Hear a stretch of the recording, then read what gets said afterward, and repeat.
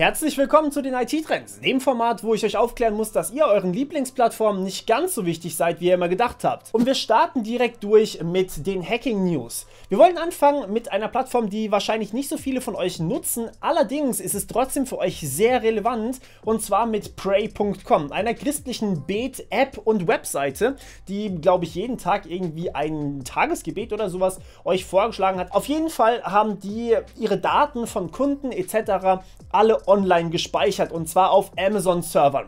Diese Amazon-Server waren teilweise leider öffentlich zugänglich, das heißt, jeder konnte auf diese Server zugreifen, und die geschützt waren, konnte man leider trotzdem umgehen, das heißt, man hat sie trotzdem alle rausgefunden, indem man quasi über den CDN noch gegangen ist. Das Ganze ist dermaßen problematisch, dass hier natürlich volle Namen, Telefonnummern, Adressen, Spenden, Records und alles veröffentlicht wurden, hauptsächlich natürlich von Leuten in Amerika.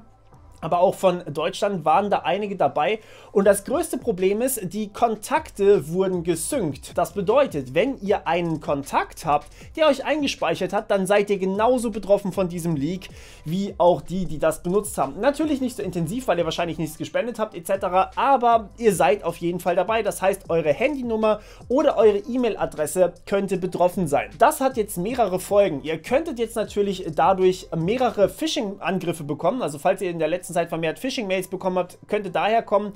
Ihr könntet aber auch mehrere Telefonanrufe bekommen von Leuten, die euch irgendwas aufzwängen wollen, oder es könnten sogar Leute eure Identität, falls mit Namen verknüpft, benutzen, um irgendwelche Sachen im Internet zu kaufen auf fremden Namen sozusagen.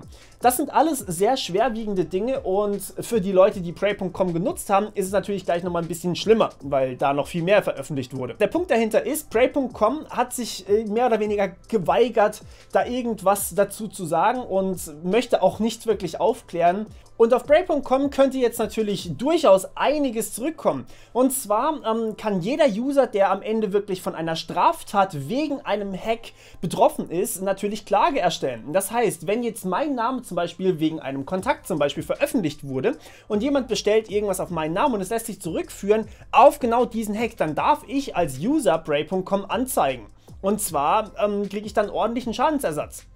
Außerdem müsste die App auch in Deutschland nochmal Strafe wegen der DSGVO zahlen, weil sie ja ihre Daten nicht richtig gesichert haben. Und noch eine kürzere Nachricht, die allerdings eine These unterstreicht, die ich hier schon länger vertrete, und zwar: benutzt keinen Virenschutz, denn McAfee, der Virenschutz für Windows, den man wahrscheinlich jeder kennt, hatte eine ziemlich gravierende Schwachstelle, wo man durchaus auch Code ausführen konnte, wo quasi das Betriebssystem selbst angegriffen werden konnte über den Virenschutz. Das heißt, ohne Virenschutz wart ihr besser dran als mit Virenschutz. Ironisch, oder? Kommen wir zum Hack der Woche, und hier muss ich definitiv was richtigstellen, was viele falsch abgeschrieben haben sozusagen. Und zwar hat vpnmentor.com eine Datenbank gefunden, im Internet eine Elasticsearch Database übrigens, für die es interessiert, mit 380 Millionen Einträgen, die gegen Spotify getestet wurden. Das heißt, die quasi Login-Daten für Spotify sein könnten. Und hier muss man jetzt definitiv sagen, das ist kein Hack auf Spotify. Spotify hatte keine Schwachstelle oder sowas. Das sind höchstwahrscheinlich Daten von Usern, also höchstwahrscheinlich auch von euch, die irgendwo anders herkommen, also aus irgendwelchen anderen Leaks, und die dann für Spotify verwendet werden. Und Spotify an sich hat jetzt hier die richtige Aktion gemacht, und zwar haben die bei sehr vielen Benutzern das Passwort einfach knallhart zurückgesetzt. Die haben gesagt, alle, die betroffen sind, Passwort zurückgesetzt, man kann sich damit nicht mehr einloggen. Und das bedeutet, die Accounts sind quasi jetzt erstmal stillgelegt, bis man die Passwörter wieder repariert sozusagen. Aber die User haben wahrscheinlich gar nichts davon mitbekommen, dass ihre Accounts benutzt wurden. Und eventuell könnte das der Grund sein, warum manche sich Klicks kaufen können auf Spotify. Das weiß ich aber nicht, das ist jetzt nur so eine Vermutung von mir. Schreibt mir dazu eure Meinung gerne mal in die Kommentarspalte. Falls ihr also jetzt eine E-Mail von Spotify bekommen habt, dann seid ihr Opfer eines Datenklaus geworden. Das heißt, eure Daten wurden von irgendwelchen Webseiten veröffentlicht. Was ihr jetzt machen solltet, ist erstens Anzeige erstatten gegen Unbekannt. Es wird wahrscheinlich nichts rauskommen, aber man muss wissen, dass eure Daten veröffentlicht wurden. Das zweite ist, ihr müsst besonders vorsichtig sein, was Phishing angeht, weil ihr da wahrscheinlich auf eure E-Mail deutlich mehr bekommen werdet in Zukunft. Und drittens, überall, wo ihr diese E-Mail und dieses Passwort verwendet habt, wie bei Spotify, müsst ihr das ganz, ganz dringend ändern. Am besten schaltet ihr noch Zwei-Faktor-Authentifizierung an. Da verlinke ich euch ein Video in der Endkarte. So, der Win der Woche ist mehr oder weniger dieses Mal was mich zum Lachen gebracht hat, weil das in dieser Zeit auch einfach mal was Schönes ist. Und zwar gibt es auf eBay die PlayStation 5 zu kaufen. Jetzt in diesem Moment, jetzt wo sie so keiner bekommen kann.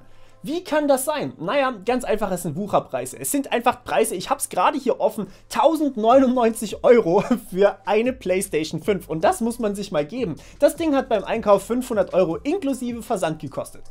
Schon ziemlich witzig eigentlich, es gab sogar aber noch eine Stufe drauf. Und zwar jemand, der auf eBay Kleinanzeigen einen Link zu einer Webseite, die PlayStation 5 auf Vorrat hat, verkauft hat. Und zwar für 20 € einen Link zu einer Webseite. Das muss man sich mal vorstellen. Das ist die Zukunft von Suchmaschinen. Einfach auf eBay Kleinanzeigen Links kaufen. Hammer. Der Fail der Woche geht diese Woche an Apple. Und zwar in einem Punkt, wo ich immer dachte, Apple sei wahnsinnig gut. Apple hat mit dem Datenschutz Probleme. Und das ist schon seit längerem so eigentlich. Und zwar wird bei Apple eigentlich von jedem Programm, das man ausführt, ein Hash, also ein Wert, der eindeutig einem Programm zugeordnet werden kann, an den Apple Server geschickt. Okay? Und das bedeutet, der Server kennt natürlich eure IP-Adresse, weil die ist bei jedem Request dabei, und er kennt, welche Programme ausgeführt werden. Der Hash ist normalerweise nicht zurückführbar auf die Programme, aber da die Programme eigentlich alle im App Store drin sind, ist da eine Verknüpfung herzustellen in den allermeisten Fällen. So, der Punkt ist jetzt allerdings, die IP-Adresse gibt Rückkunft darauf, wo ihr eigentlich herkommt. Wer ihr seid, möglicherweise auch, wenn man bei dem Provider anfragt, also bei eurem Internetprovider, zum Beispiel Telekom oder Unity Media. Und beides zusammen führt natürlich dazu, dass Apple eigentlich weiß, was ihr für Programme wann ausgeführt habt. Das ist datenschutzrechtlich sehr bedenklich, aber das ist schon sehr, sehr lange so. Und was noch dazu kommt, diese Requests sind eigentlich nicht verschlüsselt, weil sie über ein Protokoll gehen, was von Haus aus eigentlich nicht verschlüsselt ist, was ich ein bisschen seltsam finde. Aber wie gesagt, das gibt es schon lange und es gibt ein Programm, das auf Apple läuft, normalerweise zumindest, und zwar den sogenannten Little Snitch. Das ist ein Programm, das verschleiert diese Requests allesamt und unterdrückt sie eigentlich auch. So. Der Punkt ist jetzt allerdings, dieses Programm funktioniert mit dem neuen Apple-System Big Sur, also dem neuen Betriebssystem der neuen Version sozusagen, nicht mehr, weil sie da alles geändert haben. Die API läuft anders und deswegen funktioniert Little Snitch nicht mehr. Außerdem, und was noch viel schlimmer ist an der Stelle, wenn ihr einen VPN, also ein Tool, das euch anonymisiert, benutzt, dann gehen diese Requests einfach um diesen VPN drumherum, weil die auf Systemebene laufen. Das bedeutet, diese Requests sind stärker als jede Firewall und jeder VPN.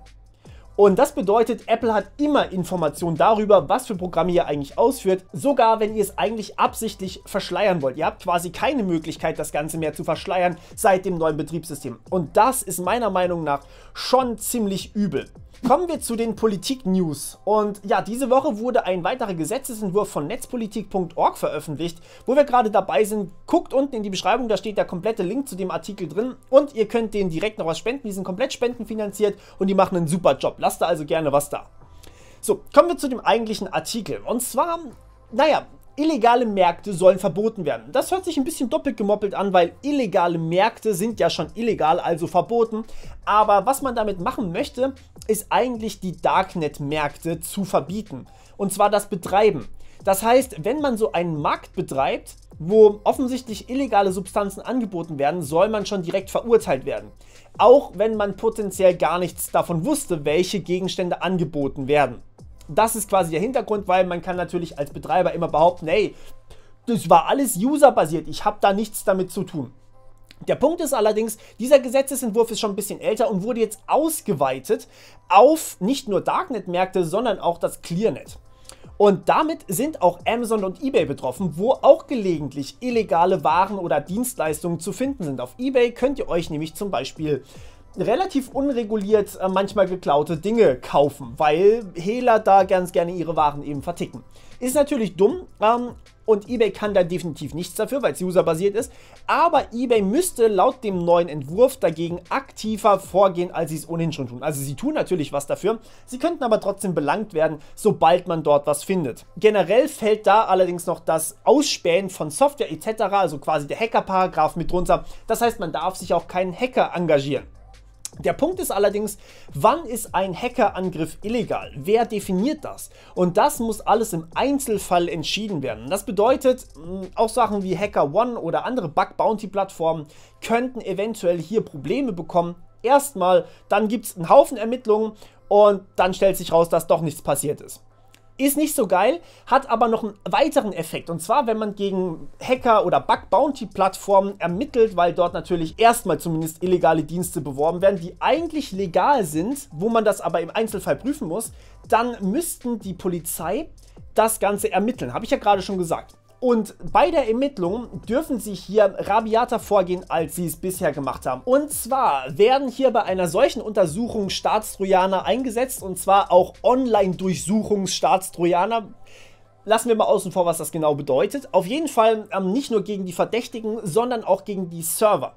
Das bedeutet, wenn man sich zum Beispiel bei einer Bug-Bounty-Plattform registriert, dort als Hacker oder als Pentester tätig ist und gegen diese Plattform wird ermittelt, dann dürfen die Behörden hier einen Hack durchführen und sich dort auf der Plattform mal umsehen. Sprich auch eure Nutzerdaten angucken und eventuell zwischenspeichern.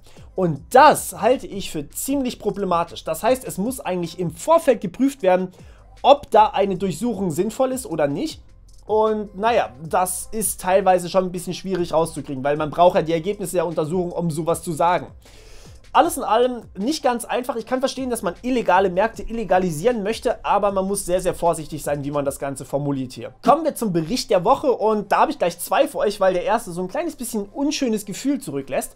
Und zwar erforscht der, ob man mit Laserpointern Alexa hacken kann, sozusagen. Das bedeutet, man soll über einen Laserpointer Alexa dazu bringen, irgendwelche Bestellungen zu tätigen oder zum Beispiel auch das Sicherheitssystem von zu Hause zu deaktivieren.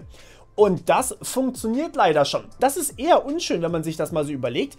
Hat natürlich in der Praxis noch nicht wirklich Anwendung gefunden, weil wenige Leute haben Alexa gleich mit dem kompletten Security-System irgendwie verbunden. Aber wenn man natürlich jetzt mehr in Richtung Smart Home geht und alles mit einer Alexa kombiniert oder mit anderen Geräten, die übrigens auch erforscht werden, dann hat das natürlich auch einen relativ tiefen Impact, wenn Einbrecher zum Beispiel auch davon ein bisschen Ahnung haben. Ich verlinke euch den Bericht natürlich wie immer unten in der Beschreibung, könnt ihr gerne mal reinlesen. Das zweite, was wir uns angucken wollen, ist ein Machine Learning Paper, das schon ein bisschen älter ist, und zwar von Facebook Research. Facebook forscht tatsächlich an Technologien für virtuelle Realität, also für die coolen PlayStation VR, Oculus Rift und HTC Vive Dinger. Und naja, bisher ist es ja immer so, man muss mit Controllern rumrennen, also mit diesen kleinen Sticks. Das könnte bald wegfallen. Und zwar gibt es hier Forschung, dass die Hände wirklich 1:1 in VR abgebildet werden. Und das sieht wirklich schon gut aus. Die merken sich nämlich schon vorher, wo die Hand war und merken sich dann, wo die Hand vermutlich sein müsste. Das heißt, wo der kleine Finger ist, wenn er komplett verdeckt ist.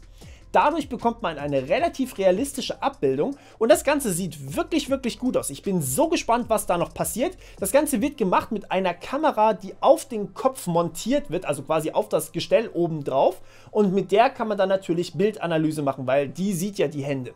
Sehr, sehr spannend, bleibe ich auf jeden Fall dran. Wenn ihr sowas cool findet und wenn ihr generell die IT-Trends mögt, dann schreibt ihr mir das ganz gerne mal unten in die Kommentare rein. Gebt ein Like oder gebt mir Feedback und ja, wir hören uns wieder beim nächsten Mal. Bis dann, ciao.